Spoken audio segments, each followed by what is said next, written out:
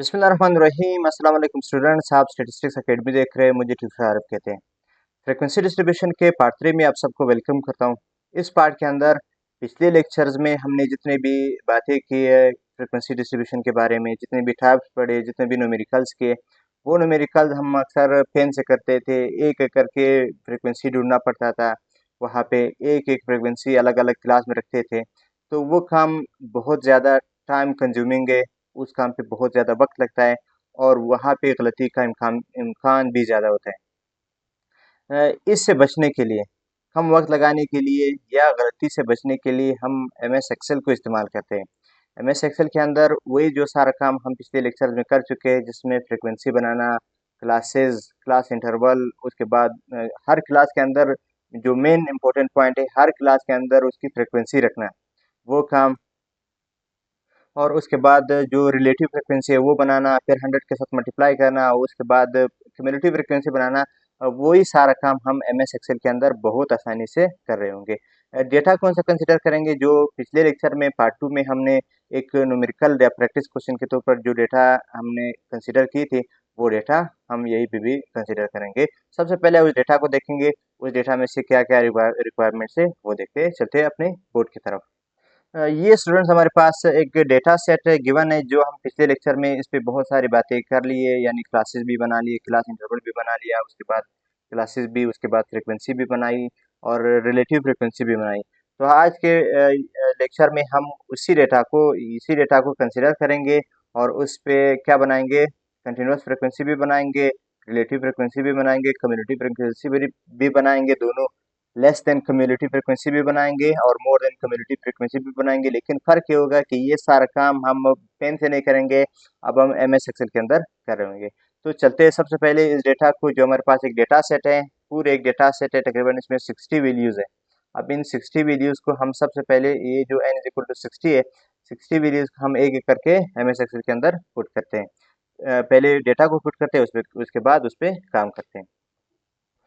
तो हम अभी एम एस एक्सेल के अंदर आ गए और वही डेटा जो हमारे पास एक बोर्ड के ऊपर था, अब वही डेटा हमारे पास एम एस एक्सेल के अंदर है। ये हमारे पास डेटा सेट है, हमारे पास ये डेटा है डेटा के नाम से, और उसके बाद यही सारे हमारे वो वैल्यूज़ है जो वहाँ पे हमने यूज़ किए थे। यही सारे हमारे वैल्यूज़ है। अब इसी डेटा पे काम करेंगे।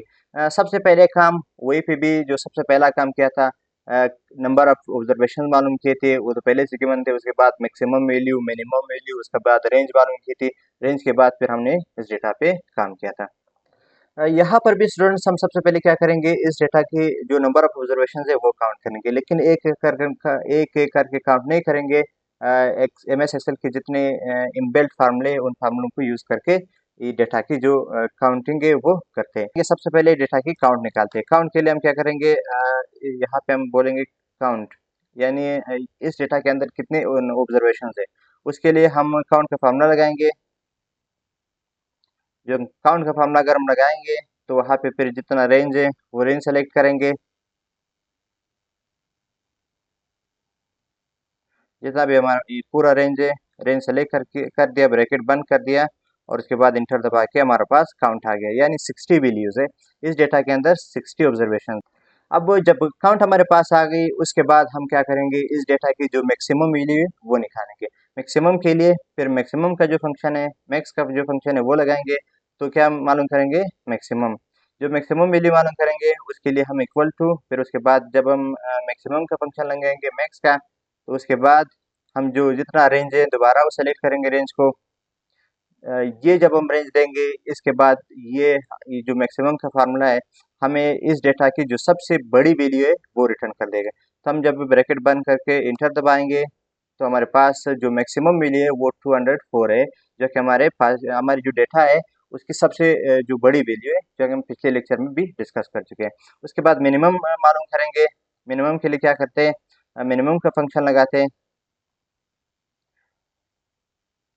उसके बाद उसी तरह रेंज सेलेक्ट करते हैं।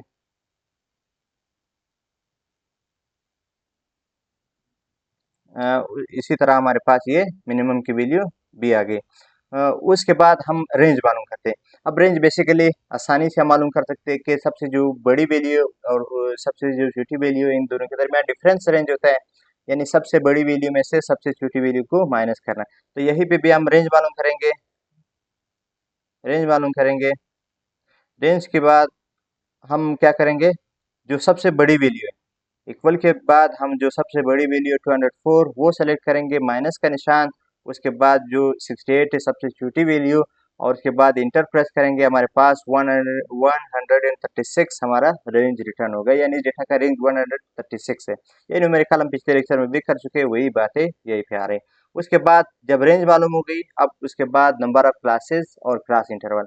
नंबर ऑफ क्लासेस के लिए हमने पिछले लेक्चर में भी स्टडीज रूल इस्तेमाल किया था, स्टडीज रूल में यहीं पे भी इस्तेमाल करेंगे। लेकिन इससे पहले जब हम स्टडीज रूल को यहाँ पे इस्तेमाल करें, थोड़ा सा स्टडीज रूल का फार्मूला देखते हैं कि स्टडीज रूल क्या कह रहे हैं। तो स्टडीज रूल बेसिकली स्टूडेंट्स एक फार्मूला है जिसे हमें डेटा के से ये पता चलता है कि इस डेटा में से कितने क्लासेस हमने बनाने। ये एक जनरल फार्मूला है।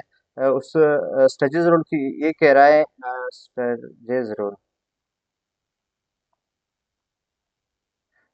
इस फार्मूले के ज़रिए हमें पता चलता है कि नंबर ऑफ क्लासेस कितने बनाने। ये फार्मूला हमारे पास है 1 + 3.3 फिर मल्टीप्लाई में log ऑफ n। इसमें बाकी तो 1 कांस्टेंट है 3.3 और उसके बाद log और n आपस में मल्टीप्लाई हो रहे हैं, यानी n का हमने लोगारिथम मालूम करना है। जो log ऑफ n है वो 3.3 के साथ मल्टीप्लाई हुआ है। एन हमारे पास नंबर ऑफ ऑब्जर्वेशन है जो कि यहाँ पे 60 है। तो हम फार्मूले में बेसिकली क्या करेंगे, 1 + 3.3 log ऑफ 60 लगाएंगे। जब हम log ऑफ 60 मालूम करेंगे तो log ऑफ 60 हमारे पास आएगा 1.776। उसके बाद हम क्या करेंगे, इन दोनों का आपस में मल्टीप्लाई करेंगे, 1 + 3.3 और उसके बाद 1.776। अब इन दोनों का आपस में मल्टीप्लाई करेंगे, 1 प्लस ये दोनों आपस में मल्टीप्लाई हो जाएंगे, 5.867 हो जाएगा, ये 6.867 हो जाएगा। अब जब राउंड अप करेंगे इसको, ये तकरीबन हमारे पास आ जाएगा 7 क्लासेस। इसी तरह हमने क्लासेस बनाने थे, अब यही काम हम MS एक्सेल के अंदर कर रहे होंगे। तो number of classes, number of classes के लिए हम वही स्टडीज रूल, सबसे पहले इक्वल का निशान लगाएंगे, उसके बाद 1 लगाएंगे, उसके बाद प्लस है 3.3 है 3.3, उसके बाद हमारे पास मल्टीप्लाइड में 3.3 और लोगारिथम आपस में मल्टीप्लाई हो रहा है, यहाँ पे हम मल्टीप्लाई का निशान लगाएंगे, और उसके बाद लोग में बेस्टन का लोग इस्तेमाल करेंगे। यहाँ पे एक लोग है जिसका बेस हमने खुद डिसाइड करना है। एक यहाँ पे दूसरे नंबर पे लोग 10 इस्तेमाल हुआ है, यानी कॉमन लोगारिथम ये हमने इस्तेमाल करना है। उसके बाद जब हम टेप का बटन प्रेस करेंगे, लोग 10 हमारे पास आ जाएगा, ब्रैकेट ओपन होगा, यहाँ पे एक पैरामीटर है यानी नंबर, हमें यहाँ पे एक नंबर यहाँ पे डालना होता है, वो नंबर जो हमारे नंबर ऑफ ऑब्जर्वेशन है यानी 60 वो हम लगाएंगे। उसके बाद ब्रैकेट क्लोज करके जब हम इंटर प्रेस करेंगे, हमारे पास ये 6.876 रिटर्न होगा। इसको राउंड ऑफ करते हैं, यहाँ से इसको 1 डिजिट तक राउंड ऑफ करते हैं, क्योंकि हम 6.876 क्लासेस तो बना नहीं सकते, हमने या पूरे 7 बनाने या पूरे 6। अगर हम पूरे 6 क्लासेस बनाएंगे इसका मतलब होता है उसमें से कुछ वैल्यूज मिस हो जाएंगे, अगर हम पूरे 7 क्लासेस बनाएंगे तो हमारे वैल्यूज पूरे आ जाएंगे। उसके बाद नंबर ऑफ क्लासेस बन गया, एक क्लास की जो इंटरवल होगी वो कितनी होगी वो भी हम आसानी से बना सकते हैं, यानी class interval CI, class interval किस तरह बनाते हैं, उसके लिए हमारा फार्मूला है, हमारे पास फार्मूला है कि हम रेंज को डिवाइड करते हैं नंबर ऑफ क्लासेस पर।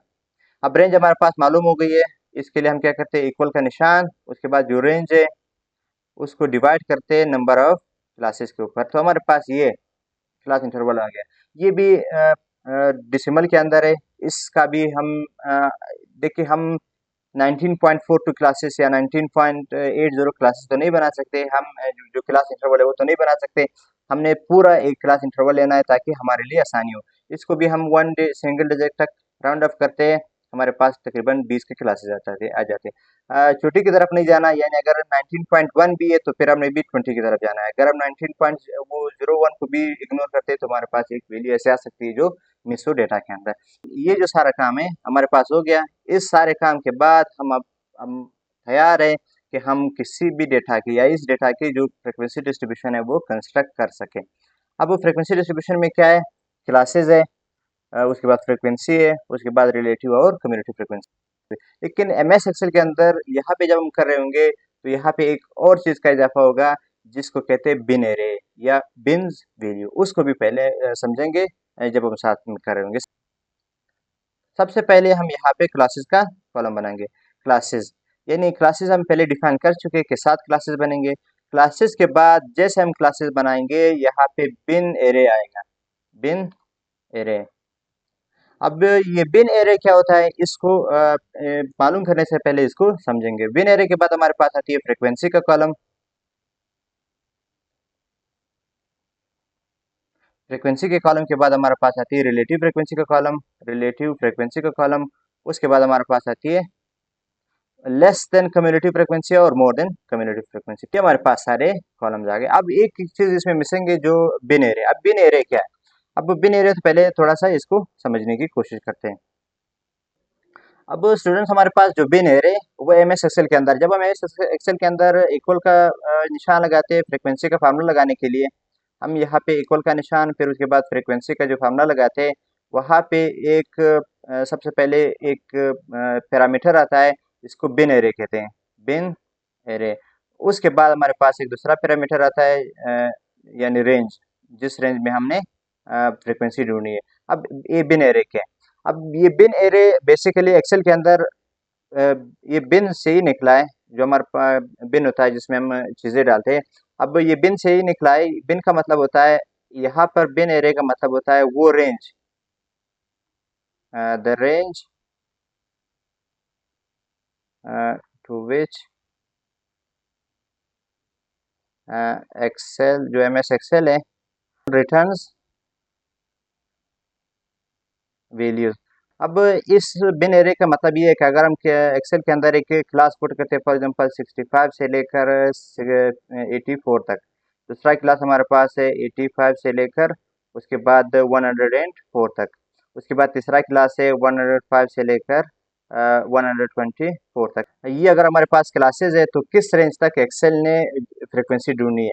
अब यहाँ पे एक्सेल क्या करेगा, एक्सेल के अंदर अगर हम फ्रीक्वेंसी, इस कॉलम के अंदर अगर हम फ्रीक्वेंसी का फार्मूला लगाते हैं, फ्रीक्वेंसी का फार्मूला लगाते हैं, तो एक्सेल इस वैल्यू को, जो कि यहाँ पे हमारे पास अपर क्लास बाउंड्री है क्लासेस के अंदर, इस वैल्यू तक डेटा का जो रेंज है, उस रेंज में से वैल्यूज क्या करेगा, काउंट करके निकालेगा।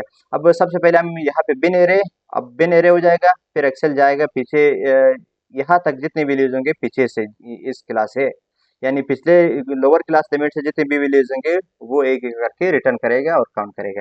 इसी तरह इस क्लास का जो बिन एरे है वो 104 है। अब इस तरह इस क्लास की जो बिन एरे है वो 124 है। तो इसी तरह बिन एरे हम डेटा के जो अपर क्लास लिमिट है, बेसिकली अगर हमारा जो क्लास है वो इंक्लूसिव है, यानी क्लोज्ड एंड है, यानी दोनों एंड उसके काउंट होते हैं, फिर क्या करेंगे, जो अपर क्लास लिमिट है वो हमारा क्या होगा, बिन एरे होगा। अब दोबारा जाते हैं एम एस एक्सेल के अंदर। अब हम दोबारा एम एस एक्सेल के अंदर आ गए, तब हम यहाँ पे क्लासेस भी बन गए। क्लासेस के बाद हमारा बिन एरे भी बन गया, बिन एरे।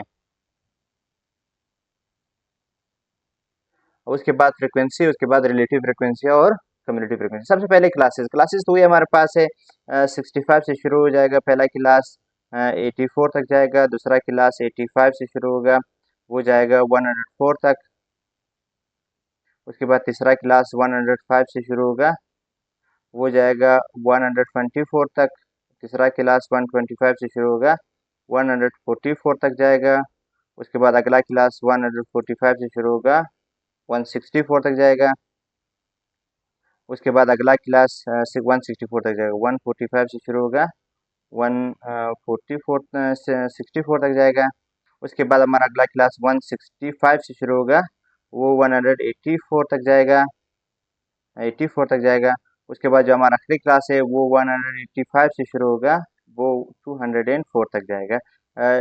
ये हमारे पास 7 क्लासेस हमारे बन गए। अब इन 7 क्लासेस में हमने फ्रिक्वेंसी ढूंढनी है।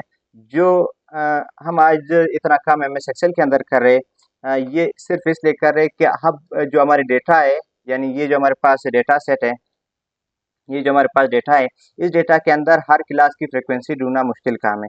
इस क्लास के अंदर दूसरी क्लास की पहले की 9, पहले दूसरे की 10। अब ये एम एस एक्सेल के अंदर बहुत आसान है। सबसे पहले हम बिन एरे तो हमने डिस्कस की, ये जो अपर क्लास लिमिट है बेसिकली यहाँ पे 84, यहाँ पे 104, यहाँ पे हमारे पास 124, यहाँ पे हमारे पास 144, यहाँ पे 164, यहाँ पे 184, यहाँ पे हमारे पास 204। ये हमारे पास बिन एरे। इस रेंज तक एक्सेल ने जो हमारा इस ये रेंज है, इस रेंज के अंदर फ्रिक्वेंसी ढूंढनी है। अब उसके बाद फ्रिक्वेंसी बहुत आसान है। फ्रिक्वेंसी के लिए इस जो ये जो स्टेप है इसको थोड़ा ध्यान से देखें। सबसे पहले सारे जहाँ तक हमने फ्रिक्वेंसी ढूंढनी है उस सारे एरिया को हम सेलेक्ट करते हैं। सेलेक्ट करने के बाद फार्मूला लगाएंगे, यहाँ पे इक्वल का निशान। फिर उसके बाद जब हम फ्रिक्वेंसी लिखते हैं यहाँ पर, ये हमारे पास फ्रिक्वेंसी है। फ्रिक्वेंसी के अंदर दो पैरामीटर, जो फ्रिक्वेंसी का फार्मूला है दो पैरामीटर लेता है। ये एक डेटा एरे जो हमारे डेटा है, जो जिसमें हमने वैल्यूज ढूंढे। दूसरा हमारे पास बिन एरे जो कि हमने यहाँ पे लिखे। सबसे पहले डेटा एरे, हम अपना डेटा जो सारा हमारा डेटा है उसको सेलेक्ट करते हैं। हमने हमारे डेटा जो सारे सेलेक्ट कर लिए, उसके बाद हम कॉमा लगाएंगे। कॉमा के बाद जो हमारा दूसरा पैरामीटर है वो लगाएंगे, यानी बिन एरे। जो हमारे बिन एरे वो हम सेलेक्ट करते हैं। ये बिन एरे भी सेलेक्ट हो गया। अब हम ब्रैकेट बंद करेंगे, लेकिन यहाँ पे ख्याल रखना सिर्फ इंटर से नहीं, कंट्रोल शिफ्ट और उसके बाद इंटर प्रेस करेंगे। कंट्रोल शिफ्ट उसके बाद इंटर, हमारे पास सारी क्लासेस की जो फ्रिक्वेंसी है वो मालूम होके आ गई। यानी पहले क्लास में 9, दूसरी क्लास में 10। अब यही काम हाथ से या कलम से करना बहुत मुश्किल काम है, एक एक क्लास की फ्रिक्वेंसी ढूंढना, उसके बाद उसमें गलती भी आ सकती है। अब इन सब फ्रिक्वेंसीज को हम टोटल करते हैं कि हमारी सही भी एक 60 आती है, सम ऑफ फ्रिक्वेंसीज के नहीं। जब हम टोटल करते हैं यहाँ पे सम का फार्मूला लगाएंगे। सम का जब हम फार्मूला लगाएंगे, ऊपर से नीचे सारे फ्रिक्वेंसीज का आपस में सेलेक्ट करेंगे। ये हमारे पास हो गया 60, यानी टोटल नंबर ऑफ ऑब्जर्वेशंस, जो कि हमारे टोटल काउंट भी थी, हमने जो मालूम किया एक। अभी हमारे पास जो कंटिन्यूअस फ्रिक्वेंसी डिस्ट्रीब्यूशन है वो तकरीबन बन चुका है। इसके बाद हमारा काम है रिलेटिव फ्रिक्वेंसी बनाना, और उसके बाद कम्युलेटिव फ्रिक्वेंसी। कम्युलेटिव फ्रिक्वेंसी में दोनों cumulative frequency, less than cumulative frequency और मोर देन कम्युलेटिव फ्रिक्वेंसी बनाना। रिलेटिव फ्रिक्वेंसी का कंसेप्ट बहुत आसान है। सबसे पहले समझने की कोशिश करेंगे कि रिलेटिव फ्रिक्वेंसी क्या है। पिछले लेक्चर्स में हम डिस्कस कर चुके हैं, बहुत 2-3 लेक्चर्स में, कि रिलेटिव फ्रिक्वेंसी बेसिकली क्या है, कि हम एक क्लास की फ्रिक्वेंसी को सम ऑफ फ्रिक्वेंसीज पे डिवाइड करते हैं। हर क्लास की फ्रिक्वेंसी को अलग अलग सम ऑफ फ्रिक्वेंसीज पर डिवाइड करते हैं। यानी इस क्लास की फ्रिक्वेंसी अगर 9 है, इसको हम डिवाइड करते हैं 60 के ऊपर। दूसरी की फ्रिक्वेंसी अगर 10 है, इसको डिवाइड करते हैं 60 के ऊपर। बहुत आसान है। हम क्या करेंगे, इक्वल का निशान लगाएंगे। जो हमारी फ्रिक्वेंसी है उसको हम डिवाइड करेंगे 60 के ऊपर। इसी तरह दूसरी क्लास की फ्रिक्वेंसी को भी 60 के ऊपर, तीसरी क्लास की भी 60 के ऊपर। तो इस 60 का जो हमारा कॉलम है, इसको हम क्या करते हैं, पहले सेलेक्ट करते हैं, फिर F4 प्रेस करके इसको एब्सोल्यूट बनाते हैं, ताकि ये तब्दील ना हो जाए, हर दफ़ा 60 पे डिवाइड हो जाए। फिर उसके बाद जब हम इंटर दबाएंगे, ये 60 पे डिवाइड हो गया। उसके बाद हम इसको नीचे तक ड्रैग करते हैं। ये हमारे पास हर क्लास की रिलेटिव फ्रिक्वेंसी मालूम हो गई। अब रिलेटिव फ्रिक्वेंसी सिर्फ रिलेटिव फ्रिक्वेंसी भी नहीं है, इसको परसेंटेज रिलेटिव फ्रिक्वेंसी बनाना भी ज़रूरी होता है। अब परसेंटेज रिलेटिव फ्रिक्वेंसी बनाने के लिए हम यहाँ पे एक और कॉलम बनाते हैं। यहाँ पर एक और कॉलम बनाएंगे जिसको हम कहेंगे percentage relative frequency. Percentage relative frequency, जो बेसिकली परसेंटेज रिलेटिव फ्रिक्वेंसी है, जो बेसिकली परसेंटेज रिलेटिव फ्रिक्वेंसी है, ये हमें परसेंटेज दिखाता है कि हर क्लास के अंदर कितनी परसेंट डेटा पड़ी, पूरी डेटा की। अब बहुत आसान है परसेंटेज रिलेटिव फ्रिक्वेंसी बनाना। किसी भी क्लास की फ्रिक्वेंसी, जो रिलेटिव फ्रिक्वेंसी है, उसको 100 के साथ मल्टीप्लाई करना है। सबसे पहले पहले पहले क्लास की जो रिलेटिव फ्रिक्वेंसी है उसको हम मल्टीप्लाई करेंगे 100 के साथ। ये हमारे पहली क्लास की जो परसेंटेज रिलेटिव फ्रिक्वेंसी है वो बन गई। इसका मतलब होता है कि पूरे डेटा का जो हमारे 60 वैल्यूज़ है, इन 60 वैल्यूज़ का जो पूरे डेटा है, इस डेटा का जो 15% हिस्सा है वो इस क्लास के अंदर है। अब इसको हम नीचे तक ड्रैग करेंगे, हमारे पास हर क्लास की जो रिलेटिव फ्रिक्वेंसी है परसेंटेज वो हमें मालूम हो जाएगी। यानी 16.6% डेटा इस क्लास के अंदर है, 28.33% इसके अंदर है, 16 पॉइंट इसके अंदर है। ये हमारे पास डेटा होगी। ये हमारे पास रिलेटिव फ्रिक्वेंसी भी मालूम हो गई। रिलेटिव फ्रिक्वेंसी के बाद कम्युलेटिव फ्रिक्वेंसी बनाएंगे। कम्युलेटिव फ्रिक्वेंसी हमारे पास दो तरह की है, आप पिछले लेक्चर देख सकते हैं। एक है लेस देन कम्युलेटिव फ्रिक्वेंसी, एक है more than cumulative frequency. Less than cumulative frequency में क्या होता है, हम फ्रिक्वेंसी को ऊपर से नीचे एक एक करके आपस में जमा करते हैं। और मोर देन कम्युलेटिव फ्रिक्वेंसी में क्या है, हम जो फ्रिक्वेंसी है उसको नीचे से ऊपर तक जमा करते हैं या ऊपर से नीचे तक माइनस करते हैं। अब किस तरह, लेस देन कम्युलेटिव फ्रिक्वेंसी में पहले जो जो पहली फ्रिक्वेंसी आती है वो वही फ्रिक्वेंसी है जो क्लास की फ्रिक्वेंसी है। हो गया इक्वल का निशान, वो फ्रिक्वेंसी आपने सेलेक्ट कर दिया, पहली फ्रिक्वेंसी। अब जो दूसरी क्लास की फ्रिक्वेंसी है वो ये आएगी कि पहले दो क्लासेस की फ्रिक्वेंसी को हम आपस में जमा करें। तो क्या करते हैं, सबसे पहले हम इक्वल का निशान, यानी इस फ्रिक्वेंसी के साथ हम ये जो दूसरी क्लास की फ्रिक्वेंसी है उसको आपस में जमा करते हैं। पहले इस क्लास को पहले इसको सेलेक्ट करते हैं, उसके बाद प्लस का निशान लगाते हैं, दूसरी क्लास को आपस में जमा करते हैं। इक्वल का निशान, दो क्लासेस की फ्रिक्वेंसी जमा हो गई, यानी 19 आ गई। इसका जो डेसिमल पॉइंट है ये हम खत्म करते हैं। उसके बाद हम इसको नीचे तक ड्रैग करेंगे, सारी क्लासेस की जो कम्युनिटी फ्रिक्वेंसी है वो बन गई होगी, यानी तीसरी क्लास की जो फ्रिक्वेंसी है वो पहले तीन क्लासेस की फ्रिक्वेंसी का समीशन है, यानी 9, 10 और 17। जब हम तीनों को प्लस करेंगे हमारे पास 36 आएगा। जो चौथी क्लास की फ्रिक्वेंसी है वो इन चारों का समीशन है, ये हमारे पास है लेस देन कम्युनिटी फ्रिक्वेंसी।